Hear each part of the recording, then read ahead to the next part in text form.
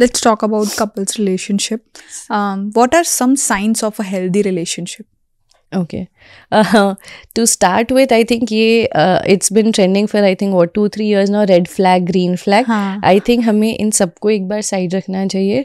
For any healthy relationship, communication is the key.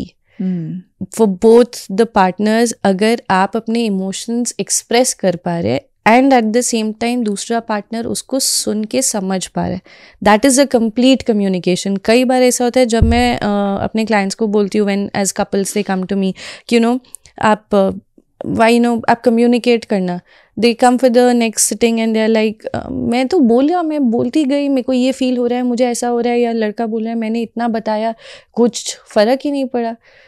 And when I asked the other partner आपने सुना नहीं.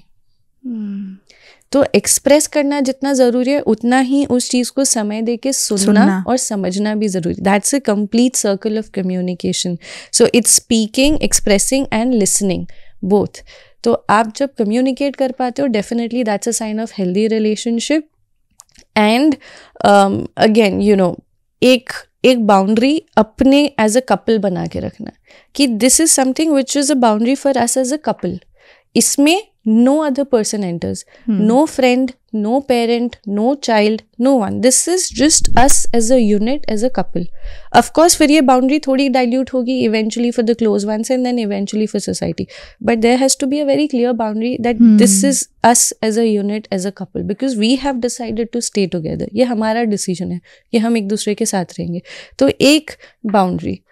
And of course मैं हमेशा अपने कपल क्लाइंट जब आते हैं मैं पूछती हूँ लव क्या है आपके लिए, what is love for you, and not like a Bollywood और Hollywood style of love. And of course people have their various answers. I always tell them कि आप अपना डेफिनेशन ऑफ लव खुद समझिए पहले और फिर उसको अपने पार्टनर को एक्सप्रेस करिए ताकि उनको समझ आए आपका लव लैंग्वेज क्या है, आपको समझ आए उनका लव लैंग्वेज क्या है. जब वो क्लैरिटी मिल जाती है एक्सपेक्टेशंस और इसकी स्कोप ही नहीं रहती है. वरना बोलते हैं हमारा ये एक्सपेक्टेशन है, ये मुझसे बहुत ज़्यादा एक्सपेक्ट करती है, इसके एक्सपेक्टेशंस बहुत हाई है. नहीं, आप अपनी लव लैंग्वेज एक्सप्रेस करिए कि मेरी लव की डेफिनेशन ये है, मेरी लव लैंग्वेज ये है, आपकी ये है. विद दैट क्लैरिटी एक बहुत सिंपल सा रिलेशनशिप भी रहेगा ना, वो बहुत हेल्दी रहेगा. उसको कॉम्प्लिकेट मत करिए. I think that's the key for a healthy relationship. So basically communicate करना है. Absolutely. है ना, and things will be sorted if you communicate properly and both way. सुनना भी है और जताना भी है, दोनों करना 100%. और एक बाउंड्री क्रिएट करना. Yeah. That is also a very important aspect. Yeah, totally. What is the biggest misconception about happiness?